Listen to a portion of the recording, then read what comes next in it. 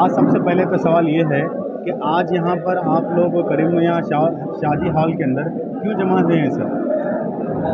ये election process है, canvassing के लिए हमने जमा हुए लोगों को बताना है कि अंजुमन में हमने क्या किया, हमें डेवलपमेंट क्या किया, बताने के लिए जमा हुए।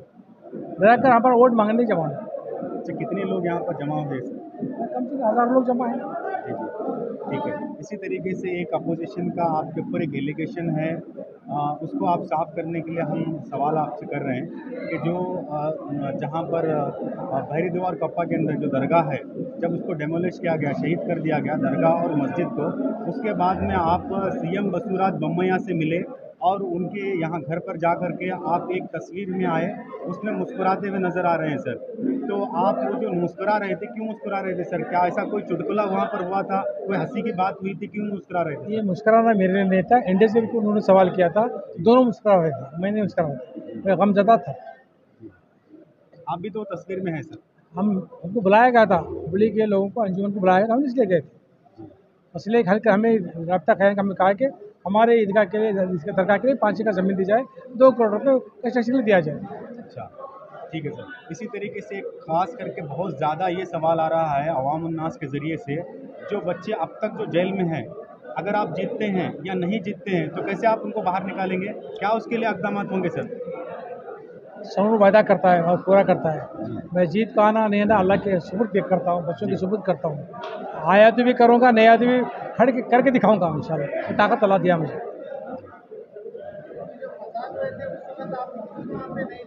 रमज़ान का महीना था। अच्छा, अपोजिशन का कहना ये भी है, जिस दिन इंडिपम दरगाह के सामने जो पुलिस स्टेशन है, वहाँ पर एक फसाद हुआ था, वहाँ पर एक बहुत ज़्यादा एक हल्ला गुल्ला हुआ था, जिसकी वजह से आपको कॉल किया गया, मगर आप कॉल उठा करके उस दिन आए नहीं करके, ऐसा एलिगेशन आप पर है सर। लोगों की आदत झूठ बोलने की है। रमज़ान के महीने में झूठ बोला जाता नहीं है।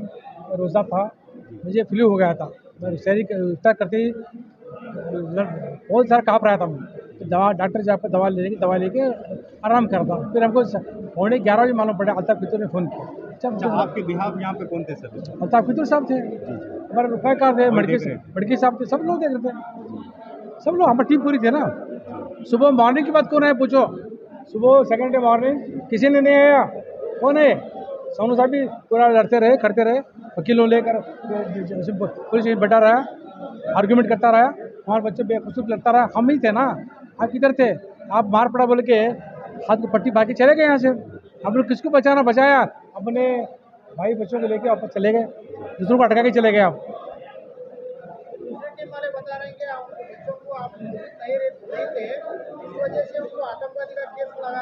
आतंकवादी किस जगह? सोनू साहब का क्या संबंध है? ये मामला कानून का है, पुलिस डिपार्टमेंट का है, मेरा नहीं है। मैं क्या सीएम हूँ क्या? सीएम ने ये काम इंडिया से को सवाल कीजिए कि वो वक्त के मिनिस्टर थे, बोम्मैया के साथी थे, दोनों में इलेक्शन लड़ा था, उनको पूछना चाहिए ना। उनको जाके यूएपी विड्रॉ करना चाहिए था, बसराज बोम्मैया से। मैं तो साथ आदमी हूँ। अच्छा, इसी तरीके से अपोजिशन का ये भी एक सवाल आ रहा है, आप पर इल्ज़ाम है कि जब वो अरेस्ट हुए थे, उस वक्त ही आप जा कर के प्रहलाद जोशी या फिर बसुराज बोम्मैया से मिल करके तुरंत आपने रिहाई की मांग क्यों नहीं की सर? 3 दिन तक आपने क्यों वेट किया सर? एक बात बताऊँ आपको जी, किसी को लेकर जाकर फोटो कार्ड व्हाट्सएप करने का साउंड नहीं है जी। शटर पास भी गया, प्रहलाद जोशी पास भी गया, 3 दिन लगातार 3 दिन अच्छा, उसने मिलाहत करने से इनकार कर दिया, नहीं मिला हमसे, जी, वापस आ गया। रिहा करने का मामला कोर्ट का होता है, गवर्नमेंट विड्रॉ करे तो केस वापस जाता है। अच्छा, जब 3 दिन तक उन पर कोई चार्जशीट नहीं हुई थी, कोई एफआरआई नहीं हुआ था करके ऐसा अपोजिशन का कहना है, तो 3 दिन आप तक एक काम कर लीजिए, 17-18 का एफआर 17, 18, 19, 20 का एफआर देख लीजिए, उनको मालूम नहीं है। सोनू साहब पास रिकॉर्ड है, मेरे पास, मैं ही तो डील कर रहा हूँ ना। 16 के बाद रात को, 16 की रात में शुरू हुआ, 17, 18, 19, 20 का 4 दिन के लगातार एफआर है। इस बार जो आप इलेक्शन लड़ रहे हैं, आपका मैनिफेस्टो क्या है? मैनिफेस्टो इंशाल्लाह अभी जाहिर नहीं करूँगा, अच्छा, आगे जारी करूँगा, 2 दिन पहले करूँगा। अभी पब्लिक में तो आ गए सर आप? पब्लिक में मैं थोड़ा ही बता रहा हूँ, हिडन एजेंडा है, सस्पेंस है sir. Suspense, very much suspense. मैं चाहता हूँ कि उनका पहले आज मैनिफेस्टो आ जाए, बाद में उसमें मैं अपना मैनिफेस्टो लगाऊंगा, जब लोगों को मालूम पड़ेगा व्हाट इज डिफरेंस बिटवीन। तरीके से जो आपने इस बार जो है ऑटो का सिंबल लिया सर, तो ऑटो का सिंबल लेकर के आप क्या साबित करना चाहते हैं? मैं ऑटो का सिंबल लेके साबित करना चाहता हूँ कि हमारे सिद्धरामैया जी ने जो 5 गारंटी दिया है, उसमें एक बस फ्री कर दिया है। ये बस फ्री करने से हमारे ऑटो चालकों को, हमारे ड्राइवर्स को तकलीफ हो रही है, रोजी रोटी के कम हो गई है, पहले ज़्यादा थी अब कम हो गई है। ये रोटी रोजी करते करते बच्चों की तालीम का अखराज पूरा करना बहुत दुश्वार है। कई ऑटो ड्राइवर मेरे पास आए, सर हमारे पास पैसे फीस भरने पैसा नहीं है, ये मामला गवर्नमेंट ऑफ कर्नाटका ने गारंटी दे दिया है, तो ट्रैवलिंग हो रहा है, हमको कोई पैसेंजर नहीं मिल रहा है, माफ़ करो।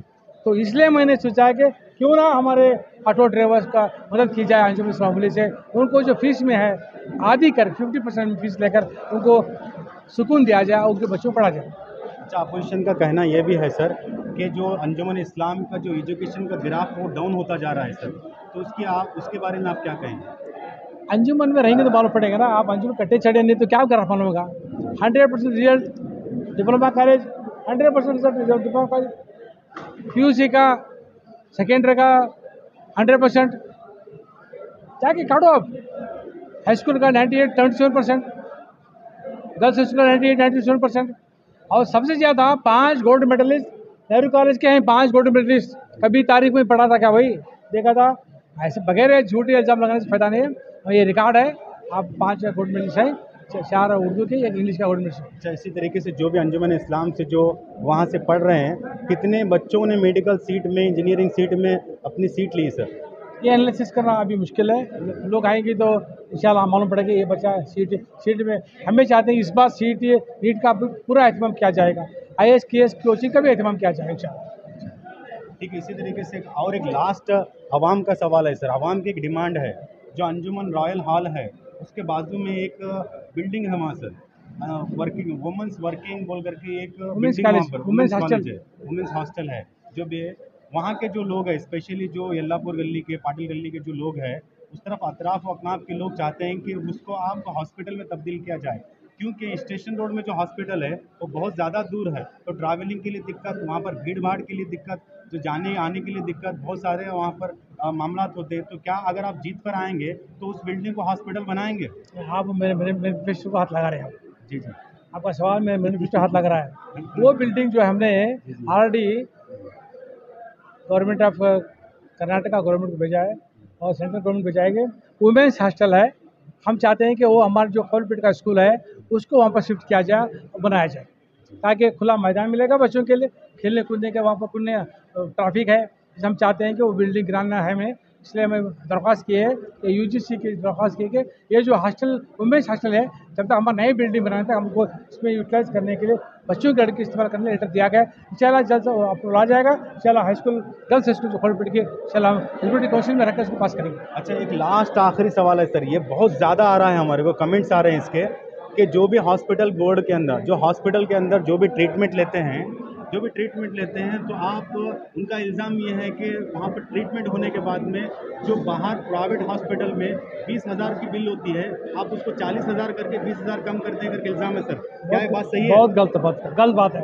हमने हमारे माए बहने आते हैं, जो तहबाब आते हैं, जो फीस है उसमें 20,000 में झगड़ा करके रिक्वेस्ट करके 15 करके जाते हैं, 40 को 20 नहीं करते हम लोग।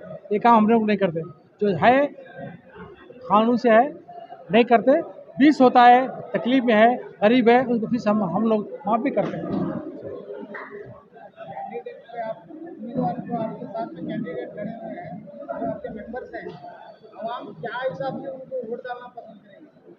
हमारे काम क्या होगा? हमारे आवाम के मैसेज है कि हमारे काम को देखो, हमने 5 साल तक हमारा काम देखा है, तरक्की दी है, सख्त दिक्कत के दिन में हमने काम किया है। ये हमारे आजमाइश का था। किसी भी सदर को इतनी दिक्कतें, NRC NPR बच्चों का मामला, कोरोना वगैरह नहीं है, ऐसे नाजुक इसमें भी हमने साबित कदम रखकर खड़ के काम किया है। ये अल्लाह का करम है, ऐसा अजीम है।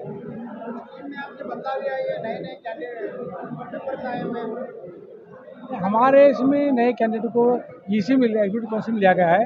नए हमारे जो पहले से 5 साल से 10 साल से काम कर, उनको ही प्रमोशन दिया हूँ ऊपर पार के ला के, उनको खड़ा करने से हमारे लोग प्रमोशन करके उनको प्रमोट किया गया है। और एग्जीक्यूटिव काउंसिल में नए आदमियों को हर मोहल्ले से लेने की हम कोशिश की, ताकि हमारा वोट बैंक अच्छा बने, मजबूत बने। आप देख रहे हैं कितना मजबूत हो गया है कि अभी हम डिक्लेयर करने के चांसेस में हैं, क्योंकि अतः मजबूत है हमारे से आगे। अच्छा, ये थे मोहम्मद यूसुफ।